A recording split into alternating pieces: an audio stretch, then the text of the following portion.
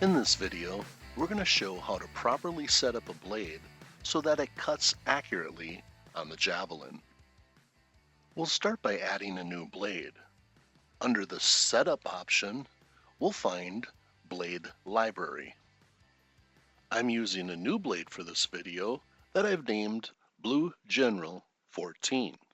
So far, all I've done was went to Edit and typed in the name.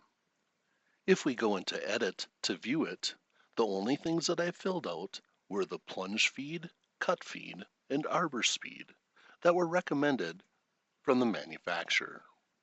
I'll measure the width of a cut for the kerf after we make a cut, and we'll get the length when we use Auto Measure tool after we close the Edit window. We'll click on the Auto Measure Blade button, and then Yes to run Measure Tool. Make sure you have the correct blade physically on the machine.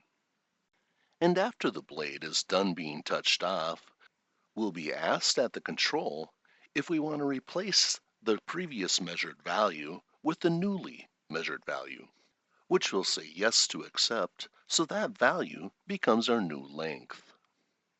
And after the blade is touched off, we can go into Edit for that blade, and we'll see that we have our length set and all the parameters for the blade test cut that we set earlier.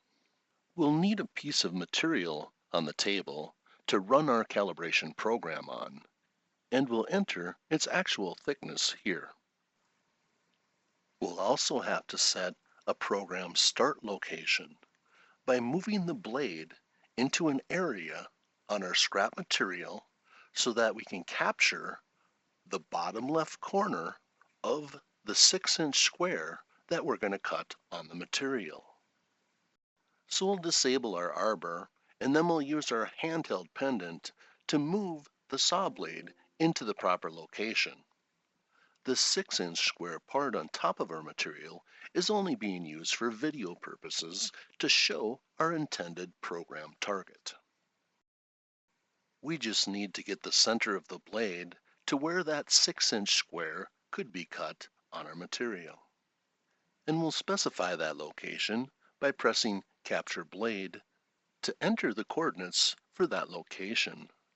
Then we can turn the blade arbor switch to enable so we can start the program by clicking the button and then Yes to run the blade offset program. It is not necessary to run the full program without the blade kerf set, but we're going to do it for video purposes so we can show how important an accurate blade kerf measurement is. When the program's finished, we'll mark the piece and then remove it from the material so that later we can measure it. First, we're going to measure the blade kerf in the scrap with a caliper. We'll use the back side of the caliper to measure the width of the cut, and we'll be using the wheel to open it rather than close it. Place the tip of the caliper into the saw slot and then gently hold it open while you adjust it for an accurate measurement. The caliper should be parallel or level with the material and also perpendicular to the saw cut. The value for the kerf on this blade is 0.118. We'll take this value and enter it into the kerf setting for this blade. Now we can choose a new location for running a second program, and then we'll choose to run the blade offset program again. The only difference running this second part is we've added the blade kerf. Now we can measure and compare the two squares that we've cut. The first square, with the kerf missing, measures 5.819, and the other direction measures 5.821. The measurements of both sides should be very close to each other. In my case, they only differ by 0.02 of an inch. If I average them out, the measurement would be 5.82. Next, we'll measure the second square that was cut with the blade kerf added. This side measures 5.941, and the other side measures about the same. If we subtract the value of missing the kerf from the value with the kerf, we will get about 0.121 or 121 thousandths. This value is very close to the 0.118 value that we set for the blade kerf. It only differs by 0.03 of an inch, about the thickness of a hair.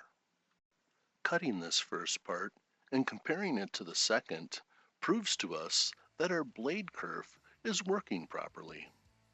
Next, we'll take the part that we cut with the blade kerf active, we'll measure it, and input the values into the blade offset calculator.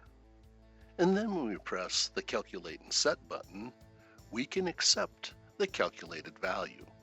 This value will be input into the blade offset area. And we'll change our program start location so we can run the program the third time with all the values set. When completed, this part should measure within a few thousandths of 6 inches in both directions. The final measurement in X is 6.001, and the final measurement in Y is 5.999. Thank you for choosing Park Industries.